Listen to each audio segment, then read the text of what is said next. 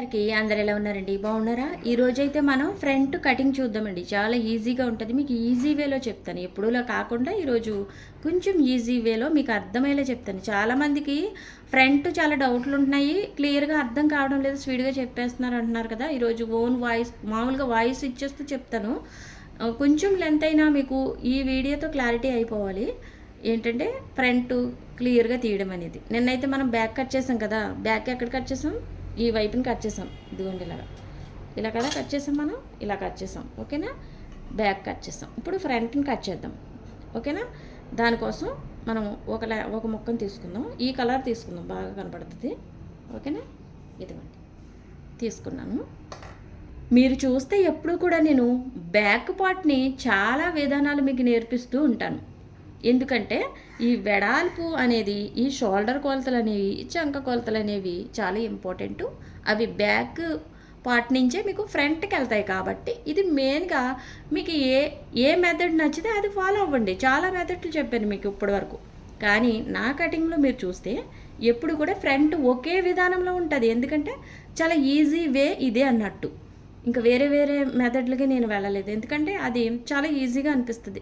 మీకు అనిపిస్తుంది, నాకు కూడా నేర్చుకున్న కొత్తలో బాగా సెట్ అయ్యాయి కాబట్టి నేను అది ఫాలో అయిపోయేదాన్ని అనమాట. అందుకోసమే ఫ్రంట్ని ఈ విధానంలో మీరు ట్రై చేయండి, ప్రాక్టీస్ చేయండి, బాగా వస్తుంది మీకు.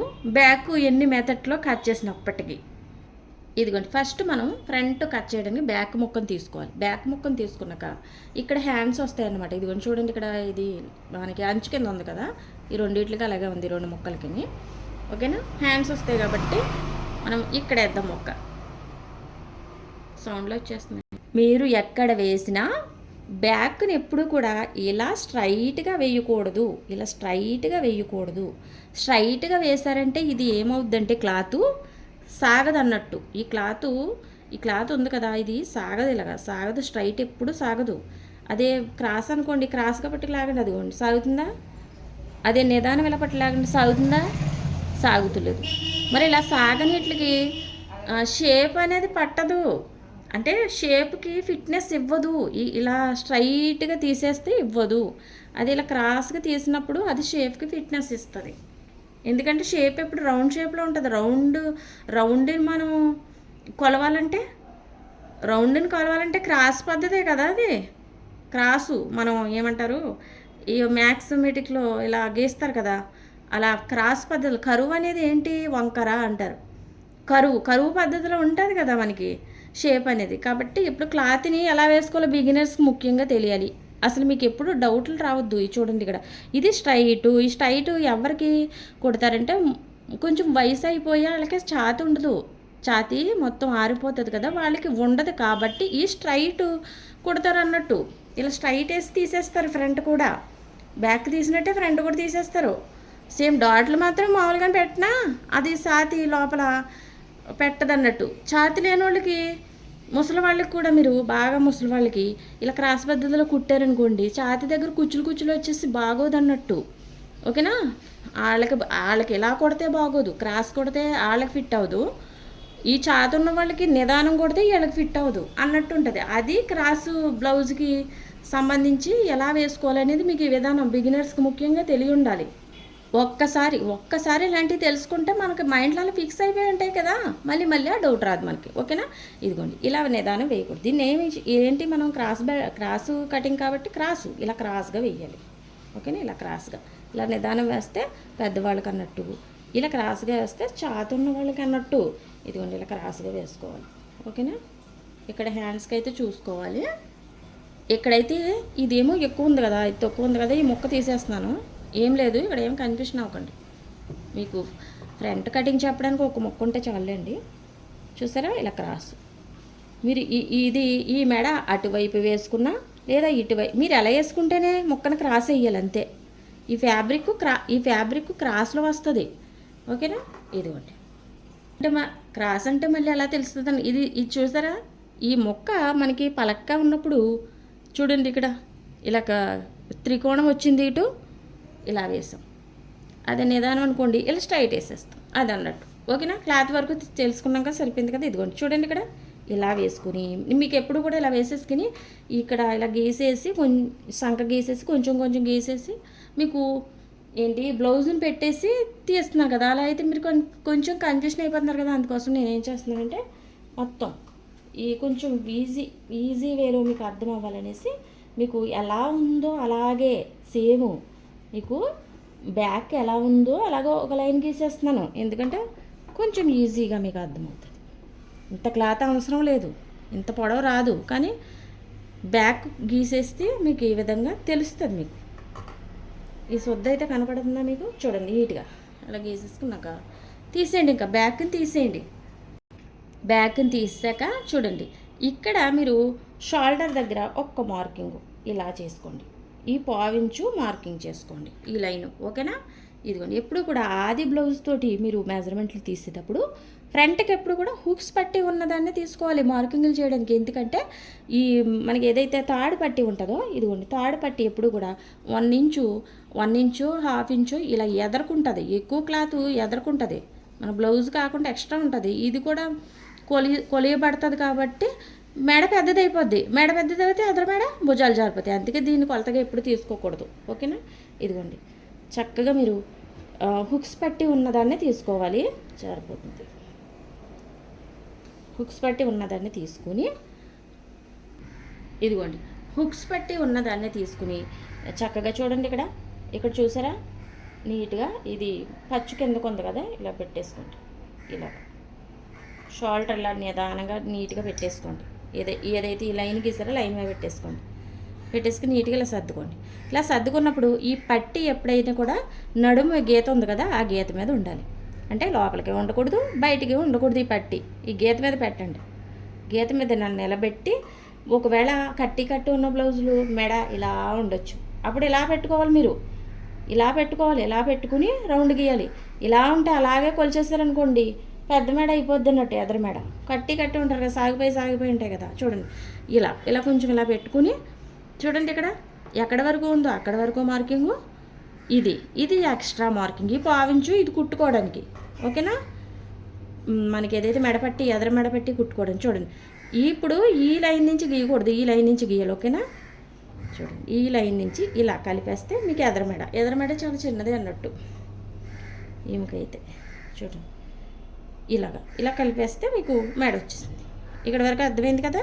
తర్వాత వచ్చేసి ఇక్కడ చూడండి ఇది క్రాస్ బెల్ట్ కుట్టు ఉంది కదా, ఇక్కడ కుట్టు కనిపిస్తుంది మీకు. కుట్టు దగ్గర ఒక మార్కింగ్ చేసేయండి. ఇక్కడ మరి ఈ డాట్ వేసుకోవడానికి ఫ్యాబ్రిక్ కావాలి కదా, దానికోసం ఒక మార్కింగ్ చేసి ఈ ఫ్యాబ్రిక్ ఇది డాట్ వేసుకోవడం. మరి ఫ్రంట్ అండ్ క్రాస్ బెల్ట్ అతకడానికి ఇదిగోండి కుట్టు ఉందా, ఇది అతికిందే, లోపల ఉంటుంది ఖర్చు, మీకు కనపడదు కాబట్టి ఆ ఖర్చుని మీరు ఇక్కడే డ్రా చేసుకోవాలి. ఒక పావించు ఈ ఖర్చు దేనికి డాట్ వేసుకో, ఈ ఖర్చు దేనికి ఈ రెండు కుట్టుకోవడానికి.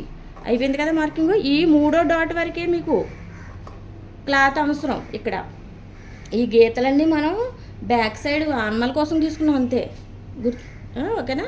ఈ 3వ ఏదైతే టిక్ మార్క్ చేసినా ఇక్కడి నుంచి మనకి పట్టి కొలత ఇంతే, ఓకేనా? నెక్స్ట్ వచ్చేసి ఇదిగోండి ఇది ఎదర మెడ, ఇది వెనక మెడ, ఓకేనా? ఇక్కడి నుంచి ఇక్కడికి పట్టి కొలత మనం చంక ఎత్తును కొలుచుకోవాలి. ఇప్పుడు నెక్స్ట్ వచ్చేసి 1 by 1 చూడండి ఇక్కడ ఖర్చు పైకే ఉంది, ఖర్చు ఒకవేళ కిందకు ఉందనుకోండి ఇక్కడ కొంచెం డ్రా చేసుకోవాలి. ఖర్చుకి పైగా ఉంది కాబట్టి ఇలా పెట్టేసుకోండి. ఇలా పెట్టేసి సంఖ ఎత్తు, ఇది ఏం సంఖ ఎత్తు మనకి ఫ్రంట్ సంఖ ఎత్తు. ఇలా పెట్టేసుకుని ఇక్కడ చూడండి కుట్టు ఉన్న అక్కడ ఓ మార్కింగు, మరి ఖర్చుకి ఓ పావించు మార్కింగ్. ఇక్కడ చూడండి లోపల ఉంది ఖర్చు, మీకు కనిపిస్తుందా? అది లోపల ఉంది, ఈ కుట్టే కనిపిస్తుంది, లోపల ఉంది. ఆ ఖర్చుని మీరు పెట్టుకోలేదు పావించు, ఓకేనా? సంఖ ఎత్తు వచ్చేసింది. సంఖ ఎత్తు వచ్చేసాక లాస్ట్ అండ్ ఫైనల్గా మనకి ఫ్రంట్కి వచ్చేసి ఛాతి పొడవు కూడా మెయిన్గా గుర్తుపెట్టుకోవాల్సింది ఏంటంటే షోల్డర్ దగ్గర ఇలా పట్టుకోండి, పెద్ద డాట్ దగ్గర ఇలా పట్టుకోండి. చూసారు ఇలా సాగదీసేయకూడదు, అలాగని ఇలా వదిలేయకూడదు, పట్టుకున్నట్టు ఇలా పట్టుకుని మార్కింగ్లు చేయాలి. చూపిస్తాను. ఇదిగోండి ఇక్కడ మార్కింగ్ ఉంది కదా ఆల్రెడీ, ఈ మార్కింగ్ మిడిల్లో పెట్టేసుకోండి. ఇలా ఈ మధ్యలో ఇంకోండి ఈ గీత ఉంది కదా, ఈ గీత మధ్యలో కాకుండా ఇటు మెడవైపు పెట్టుకోండి ఓ భావించు, అప్పుడు మంచిగా మీకు కింద మార్కింగ్ బాగా పడుతుంది. ఇదిగోండి అంటే దీనికి దగ్గరలో ఉంటుంది కదా, అందుకు ఇలా పెట్టేసుకోండి. ఇలా పెట్టేసుకుని ఇలా సాగదీసేయకండి, అలాగని ఇలా వదిలేయకండి, ఇలా పట్టుకున్నట్టు పట్టుకుని ఒక మార్కింగ్ చేసేయండి. ఇక్కడ ఈ పెద్ద డాట్ కింద మరి ఖర్చు కావాలి కదా, పావించు మార్కింగ్. ఓకేనా. ఇదేంటి మనకి ఛాతి పొడవు. ఛాతి పొడవు ఈ బ్లౌజ్కి ఎంత ఉందో అంతే పెట్టాలి. అంతేగాని బ్యాక్ ఒకసారి పెంచారని ఇది పెంచకూడదు. ఇది ఇంతే పెంచకూడదు. ఎక్కడ పెంచుకోవాలి మీకు చాలాసార్లు చెప్పిన, ఇక్కడ పెంచుకోవాలి. బ్యాక్కి మనం బ్యాక్ మొక్కకి దీనికి సైడ్ జాయింట్లు వేసినప్పుడు సమానంగా రావడానికి ఒకవేళ బ్యాక్ పెంచితే ఇక్కడ పెంచుకోవాలి, కానీ ఇక్కడ పెంచకూడదు. పెంచాం కదా అని పెంచితే లూజులు వచ్చేస్తాయి. చాలామంది కామెంట్లు చేస్తున్నారు, మాకు ఫ్రంట్ లూజులు వచ్చేస్తుందంటే కారణం మీ జాకెట్కి ఉన్నదానికంటే ఎక్కువ పొడవు పెట్టేసి ఉంటారు ఛాతి పొడవు. లేదా ఇంకో విషయం ఏంటంటే, ఈ పెద్ద డాట్ ఉంది కదా, ఛాతి లేని వాళ్ళకి కూడా ఈ పెద్ద డాట్కి ఎక్కువ క్లాత్ తీసేసుకున్నా మీకు ఇక్కడ ముడతలు కుచ్చులు వచ్చేస్తాయి. ఓకేనా. అందుకని ఛాతి పెద్ద ఆదులు ఉన్న వాళ్ళకి, పెద్ద ఆది అనుకోండి 40, 35 అలా పెద్ద ఆదులకి ఈ క్లాత్ ఎక్కువ తీసుకుని డాట్ వేయాలి. అది చిన్న ఆదులకి తక్కువ తీసుకుని వేయాలి. ఈ పెద్ద డాట్ ఎక్కువ తీసేసుకున్నారనుకోండి, అసలు ఛాతి లేని వాళ్ళకి చిన్న సైజు వాళ్ళకి ఎక్కువ తీసేసుకున్నా మీకు కుచ్చులు వచ్చేస్తాయి అన్నట్టు. ఇదిగోండి, ఇప్పుడైతే మీకు అర్థమైంది కదా. ఛాతి పొడవు అయితే అయిపోయింది, కానీ ఛాతి పొడవు గురించి మీకు కొన్ని తెలియాలని చెప్పాను. ఇక్కడ చూడండి, ఇదే ఖర్చు మెయింటింగ్, ఇక్కడ ఖర్చు, ఇది ఖర్చు మెయింటింగ్, అన్ని చోట్ల ఖర్చు మెయింటింగ్ అవుతుంది. చూసారా, ఇక్కడ నేను ఈ బ్యాక్ పొడవుగా ఉందని ఇది కొంచెం పెట్టుకున్నానులేండి, మీకు చెప్పినట్టు ఉంది, పెట్టుకున్నట్టు ఉంది. ఈ పావించు అరేంచు. ఇక్కడ చూడండి, మీకు అర్థమైందా. ఇది అదర మేడ, ఇది కన్ఫ్యూషన్ అవ్వద్దు, వెనకాల మేడ. ఇక్కడ చూడండి, పట్టీ కొలత అండ్ మనకి ఛాతి పొడవు అండ్ సంఖ ఎత్తుని ఇలా కలిపేసుకోండి.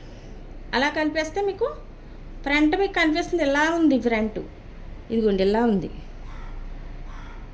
ఇలా ఇది చూసి మళ్ళీ ఇవన్నీ చూసి కన్ఫ్యూషన్ కాకుండా చూడండి, ఇక్కడ మీకు సంఖలోతు మిడిల్లో, ఈ సంఖ కదా ఇది, మిడిల్లో లోపలికి భావించి మార్కింగ్ చేసి ఇటు సంఖకి కలిపేయాలి, అలాగే షోల్డర్కి ఇలా కలిపేయాలి. ఈ మొక్క పోవడం వల్ల ఇక్కడ మనకి ముడతలు రాకుండా ఉంటుంది. అంతే, ఇంకా ఫ్రంట్ రెడీ అయినట్టే. ఇక్కడ మీకు ఇంకో విషయం చెప్పాలి, పట్టీలు కుట్టుకోవడానికి కూడా పావించేలా మార్కింగ్ చేసుకోవచ్చు. ఇంకేంటి ఇలాగా ఇంకా ఫ్రంట్ తీసినప్పుడు డౌట్లన్నీ క్లియర్ఫై అవ్వాలి కదా. మీకు చూడండి, ఈ పావించు ఏంటి మనకి హుక్స్ పట్టి తాడి పట్టి అతుక్కోవడానికి తీసుకోవచ్చు ఇలాగా. కానీ నేను ఎప్పుడు తీయను, ఎందుకంటే అవసరం లేదు, ఆటోమేటిక్గా ఇది సాగే తత్వం కలది ఈ క్రాస్ పద్ధతి కాబట్టి ఇవన్నీ ఆటోమేటిక్గా సరిపోతాయి. అలాగే ఇక్కడ చూడండి, సాతి మనకి ఇక్కడ డాట్లు వేసేస్తాం కదా, ఇక్కడ ఫ్యాబ్రిక్ తీసుకోరేంటి అంటారు చాలామంది. ఫ్యాబ్రిక్ కావాలితే 6 ఇంచు కంటే ఎక్కువ ఉండదు, ఓ 2 ఇంచులు తీసేసుకుందామన్నా అవసరం లేదు దీనికి. ఇలా 6 ఇంచు అంతకన్నా ఎక్కువ వెళ్ళకూడదు, అంతే, అంత తీసుకోవాలి. అది కూడా బాగా బిగ్ సైజులు 45, 50 వచ్చినప్పుడు తీస్తాను. ఇలాగ నేను ఎక్స్ట్రా పెడతాను, ఎందుకంటే ఇలా పెద్ద శాతం ఉంటుంది కాబట్టి. పెద్ద సైజు కదా బ్లౌజు, సాతి కంపల్సరీ పెద్దగా ఉంటుందని పెట్టేస్తాను. అంటే మనకి సాతి కాకపోయినా బాడీ కూడా వెడల్పు ఉంటుంది కదా, పెట్టేస్తాను. ఇవి చూడండి, ఇక్కడ అర్థమైంది మీకు. ఈ చిన్న మొక్క గురించి మీకు తెలియాలి, ఎందుకంటే మీరు కూడా బిగ్ సైజు బ్లౌజులు కట్ చేసినప్పుడు మరి ఈ వివరణ మీకు కొంచెం మైండ్లో ఉంటే ఎప్పుడైనా ఉపయోగపడుతుందని చెప్పాను. ఓకేనా. ఇదిగోండి, ఇక్కడ పావించేలా పెట్టుకోవచ్చు. కట్ చేస్తున్నాను, ఇవి ఎక్కువ తీసుకోవడం వల్ల ఏమవుదు, కానీ తీసుకోని అవసరం లేదు క్రాసు కటింగ్లో అని మీకు చెప్పాను. ఎవరైనా చెప్పిన అనుభవాలు ముఖ్యమైనవి. అలాగే అదే సేమ్ టైం మనం ఆలోచించాలి, కొంచెం ఆలోచన కూడా మనది అయ్యి ఉండాలి. కొన్ని మనం కూడా సొంతంగా, అసలు టైలరింగ్ అంటే నన్ను అడిగితే క్రియేట్ చేసేది ఇది, ఎవరైనా క్రియేట్ చేయొచ్చు. మీరు ఆలోచించాలి సొంతంగా, మీ బుర్రకి మీరే పొదును పెట్టుకుని ఇది ఇలా చేస్తే అలా వచ్చింది కదా, అలా చేద్దాం అలా వస్తుంది అని చెయ్యాలి. కొన్ని ఎక్స్పెరిమెంట్లు అంటారే, అవి చెయ్యాలి టైలరింగ్లో నన్ను అడిగితే. చూడండి, ఫ్రంట్ అది రెడీ అయ్యింది చూసారా, నీట్గా ఎలా కట్ చేసాం. ఇది చూసి కన్ఫ్యూషన్ అవ్వద్దు, ఇలా వేస్తాను చూడండి. ఇక ఫ్రంట్ రెడీ అయిపోయింది. ఇది ఫ్రంట్ మీకు అర్థమైంది కదా. ఇక్కడ చూడండి, నేను బ్యాక్ వేసి చూపిస్తాను. బ్యాక్ మెడ ఇదిగోండి, బ్యాక్ మెడ, ఫ్రంట్ మెడ ఎంత తేడాలు ఉన్నాయి. ఇది గ్రీన్ కలర్లో ఉంది కదా మొక్క, అలాగే ఇది మనకి ఏమంటారు ఆ మొక్క ఏంటది, కాటన్ బ్లౌజ్ది కదా, ఇక్కడ కనిపిస్తుంది మీకు, ఇక్కడ వరకు ఉంది బ్యాక్ మెడ, ఇది ఫ్రంట్ మెడ. ఓకేనా. ఇక్కడ చూడండి, ఇదేంటి మనకి క్రాస్ బెల్ట్ ఇలా వేస్తాను చూడండి. ఇక్కడ మాత్రం ఇది చూడండి, మనం ఇంత ఎక్స్ట్రా తీసుకున్నాం మొక్క, అవసరం లేదన్నానే అది. ఇక్కడ చూడండి, కనిపిస్తుందా? ఈ పావించి మనం తీసేసామే సంకల ముడతలు రాకుండా, క్లియర్గా అన్నీ కనపడతాయి మీకు. ఇక చూడండి ఎదరమెడ ఇక్కడ వరకు ఉంది. ఇదంతా ఏంటి, క్రాస్ బెల్ట్ ఇక్కడ వచ్చేసిందా మీకు? క్రాస్ బెల్ట్ షేప్ కనపడుతుందా? ఇదంతా క్రాస్ బెల్ట్ పడుతుంది అన్నట్టు, అర్థమైందా? ఇది మార్కింగ్ చూడకండి, ఇది వెనకాల మెడది, ఇది ఈ మార్కింగ్ చూసి కన్ఫ్యూషన్ అవ్వద్దు. ఇది ఎదర మెడ, ఇక్కడి నుంచి ఇలా ఉంది క్రాస్ మనకి ఫ్రంట్, ఇది క్రాస్ బెల్ట్ అతుకుతాం. అప్పుడు దీంతో ఇది సమానం అయిపోద్ది. ఇక్కడ వరకే మనకి ఛాతీ అన్నట్టు, ఇక్కడ నుంచి క్రాస్ బెల్ట్ వస్తుంది. ఎందుకని? ఛాతీ అనేది ఫిట్టింగ్ కోసమే. ఇది మనం వెనకాలతో ఉన్నట్టు ఇది కూడా తీయచ్చు, కానీ ఫిట్టింగ్ మరి మనకి ఛాతీకి ఫిట్టింగ్ కావాలంటే ఈ విధానం అన్నట్టు, అలా కటింగ్ని కనిపెట్టినట్టు. ఇది కూడా చూడండి, ఫ్రంట్కి 15 నిమిషాలు టైం పట్టేసింది మీకు. వివరంగా టైము ఎంతైనా పట్టినండి మీకు. రావాలంటే చూడాలి, రావాలనుకునే వాళ్ళు చూడాలి. ఇప్పుడు మనం చేతులు కట్ చేద్దామా? హ్యాండ్స్ చాలా తక్కువ టైంలో గుమ్మును కట్ చేసేద్దాము, ఓకేనా?